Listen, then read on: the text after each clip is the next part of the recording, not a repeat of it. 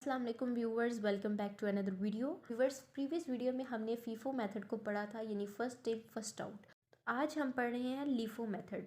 मैं आपको बताती चलूँ कि ये भी एक इंट्रोडक्टरी वीडियो है, कॉन्सेप्चुअल वीडियो है। ये पूरा इसमें कोई प्रैक्टिकली क्वेश्चन सॉल्व नहीं होगा, ये सिर्फ एक कॉन्सेप्ट क्लियर करने के तौर पे एक छोटी सी वीडियो बनाई गई है ताकि आपको आइडिया हो जाए कि लीफो मेथड में हम एग्जैक्टली करते क्या हैं। तो सबसे पहले हम इसकी डेफिनेशन को देख लेते हैं। LIFO stands for last in first out. The L in LIFO stands for last, I stands for in, F stands for first and O stands for out. So LIFO stands for last in first out. This method assumes that the most recent products added to company's inventory have been sold first.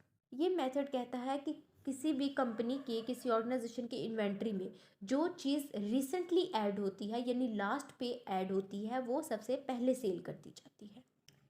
इसको और अच्छे से समझने के लिए मैं points में divide करके आपको समझाती हूँ। देखिएगा, it determines the cost of closing stock at the end of year. ये भी फीफो मेथड की तरह at the end of year closing stock यानी क्लोजिंग इन्वेंट्री जो है उसकी कॉस्ट को डिटरमाइन करने के लिए यूज़ किया जाता है। It is use by the companies to show their minimum profit. ये कंपनीज का मिनिमम प्रॉफिट शो करता है, मैक्सिमम नहीं। LIFO method minimum profit show करता है। The companies that are using this method for inventory valuation are not asked to pay higher rate of interest. LIFO method का सबसे बड़ा advantage जो companies लेती हैं वो यही होता है कि एक तो ये कि इसमें वो मिनिमम प्रॉफिट शो करवाती हैं। अब मिनिमम प्रॉफिट शो करवाएंगी तो उनको हायर रेट ऑफ इंटरेस्ट पे नहीं करना पड़ता। हम ये कह सकते हैं कि जो न्यू बिजनेसेस होते हैं, जो लोग न्यूली मार्केट में एंटर करते हैं, वो ये मेथड यूज़ करते हैं ताकि उनको हायर रेट ऑफ इंटरेस्ट ना देना पड़े। क्योंकि जाहिर है जब कंपनी का बजट इतना नहीं होगा तो वो इतना इंटरेस्ट भी नहीं पे कर पाएगी। आहिस्ता आहिस्ता वो अपने मेथड्स को चेंज करती है। जब उसको ज़रूरत पेश आती है कि अब इन्वेस्टर्स उसकी कंपनी की तरफ अट्रैक्ट हो, देन वो शिफ्ट कर जाते हैं फीफो मेथड पर। अब हम एक एग्जांपल से इसको समझते हैं कि असल में लीफो मेथड किस तरह से वर्क करता है।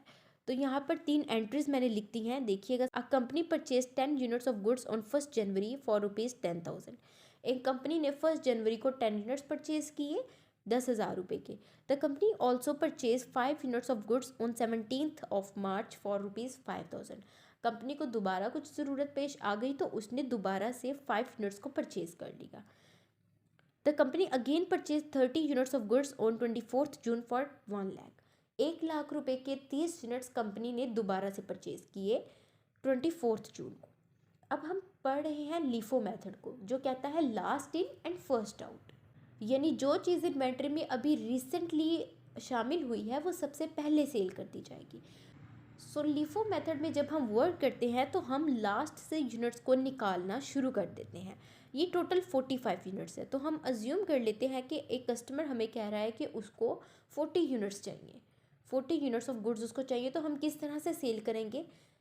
लीफो मेथड को ध्यान में रखना है कि लास्ट इन फर्स्ट आउट, तो लास्ट पे हमारे पास ये 30 यूनिट्स आए हैं।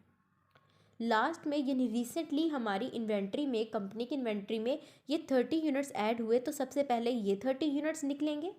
अब 10 यूनिट्स हमने और देने हैं कस्टमर को, तो अब उसके बाद वाली, अब रिसेंट ये हो गए, ये तो ख़त्म हो गए 24 जून वाले, तो रिसेंट अब बन गए 17 मार्च वाले।